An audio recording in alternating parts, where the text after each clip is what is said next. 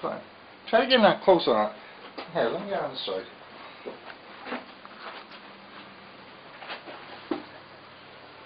This is American LaFrance. I remember almost everything when he built this, you know. This is a working model. This has got it's got crankshafts, pistons, steam, and I don't know if anybody's touched that. I don't even want to touch it. But he's got the pistons in there, the rings, crankshaft, the pump, the boiler. The boiler's got all the tubes in it. In fact, I braced up the boiler for him. It's supposed to be a working model. He's never fired it up, and he's afraid of anything tarnishing here. It's supposed to shoot 35 feet of water, so I don't know. But if you can just kind of zoom in and look at the... Here, get a size of how big this is. Alright, here's the wheel. You know? It's a big unit. It's 17 inches tall and 36 inches long. There's a nickel. Yeah. There's a nickel just to give an idea. Yep. Yep. The lanterns each have wicks in them too. The lanterns even have wicks in them. Look at the detail on that. I mean, the detail on this is phenomenal. The more you look at it, the more you see detail. I think this is the best. I would say this is probably the best thing he's ever built. From what I understand is when he bought some of the castings for this, he didn't like them. Like the front springs, the leaf springs there, he didn't like them. Solid aluminum castings. He didn't like that. He didn't like them, so he made all his individual springs. Now the wheels, the outer rim is aluminum. I was just going to ask that. What materials were used in building it? Yeah. The tires are rubber. He turned the rubber on the lathe from a solid chunk of rubber. The rims are aluminum. The spokes are maple. And naturally the hubs are brass. But what is unique about this is every nut and bolt is scaled to thread size. He used, when he scaled it down, it was just an odd thread size and an odd, it's odd. So he had to make all his own taps and dies to make the screws and nuts. And it's all made, all the screws and nuts are made out of stainless. I want to capture the name. With the light shining on it.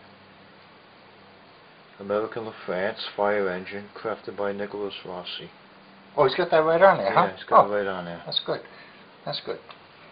But look at, try to, I don't know if you can get in there, just try to capture the connecting rods and the crankshaft and, this, by the way, this is all handmade. This is no bought parts and put together.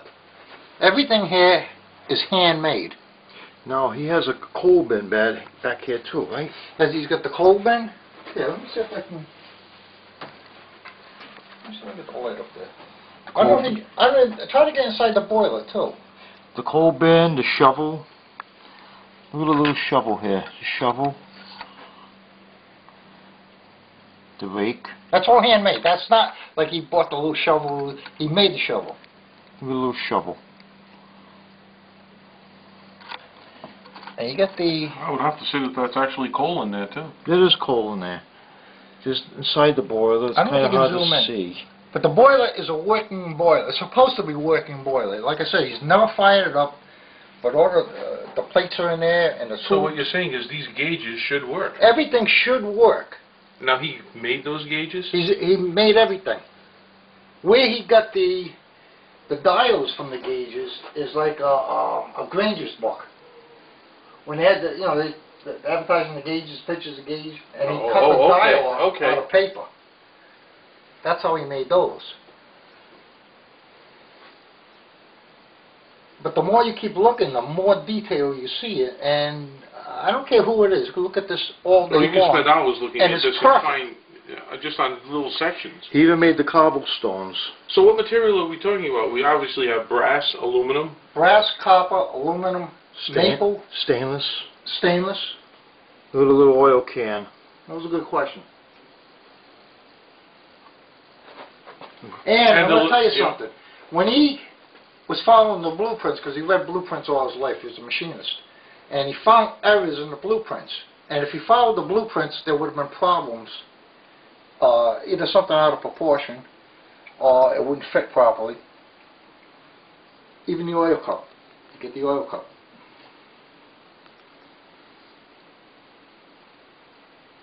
Yeah, Nicholas Rossi.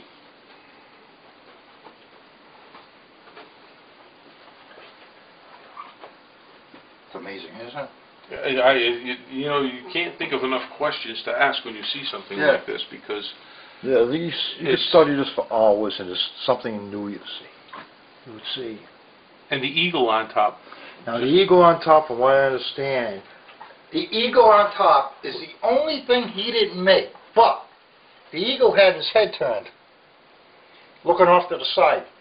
So he had to cut the head and straighten the head out, which you can't even tell. You can study it for... So he was a doctor also. Yeah, that's the only thing he didn't make, but he still had to modify it to be appropriate.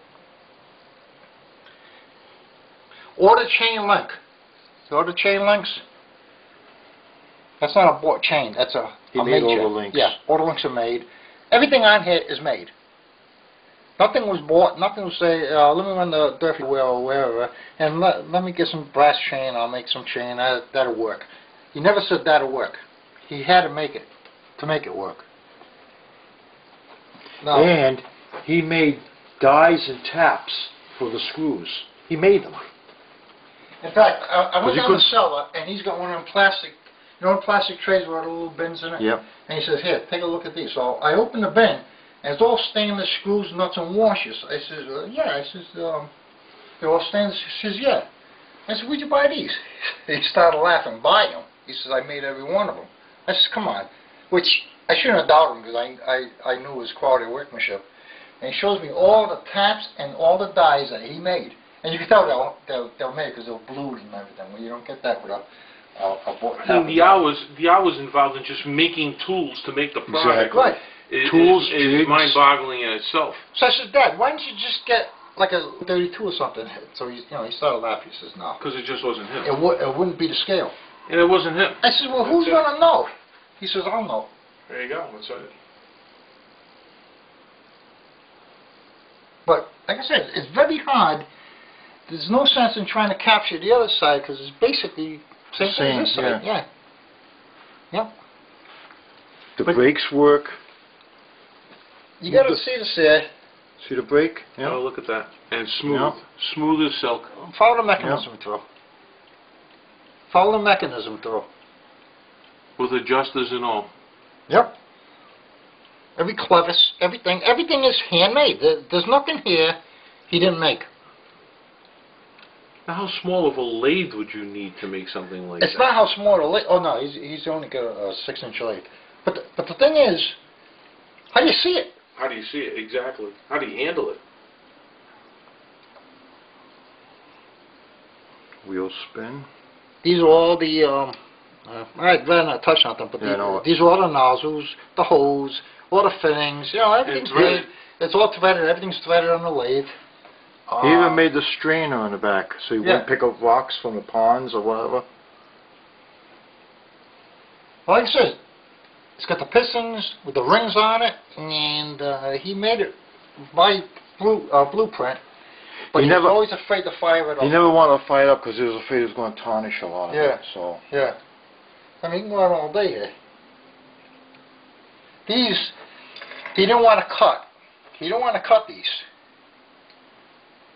But the case would have been too big. Right. So he did cut them. But just in that alone, I mean, the detail is, you know, you can look at it all day long. The detail is phenomenal and everything in there.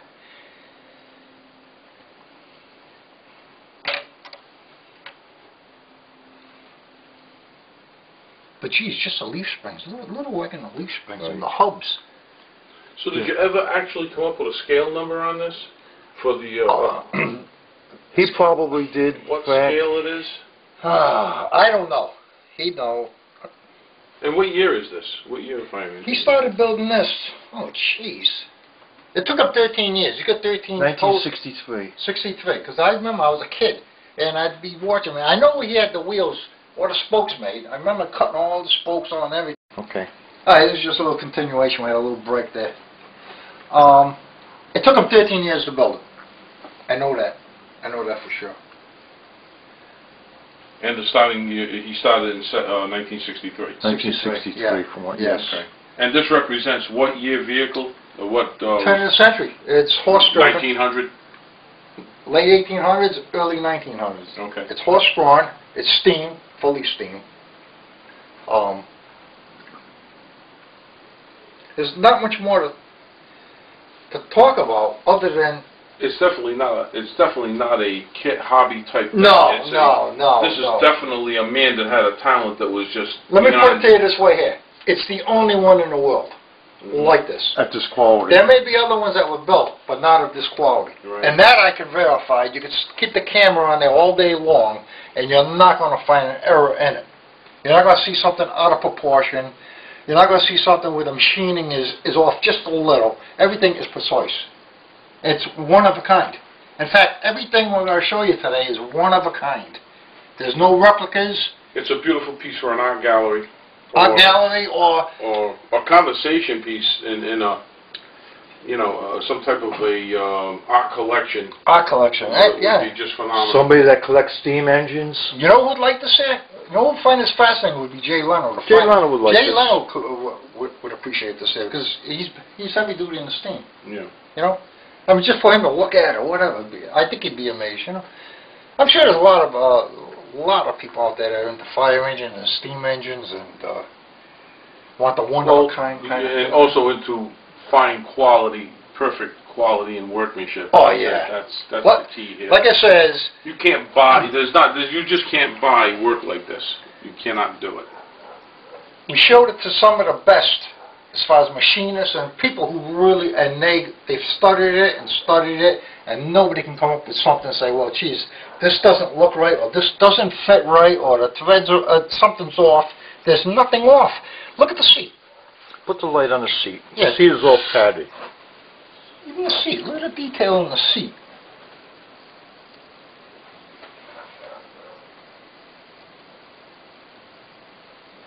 It's one of a kind. I'll put this up against anything in the world. It's one of a kind. There's nothing else like it. I'm sure other people attempted to build models, but you're not going to find this type of quality. Nowhere. Nowhere. Your little wheel spin. Yeah. And smooth. Look at it, just the spokes, and look at the hubs, and I don't care where you look at. You can study it all day long. It just keeps And that's getting, the fun part Now about it. the it keeps tires. getting more and more interesting. The tires.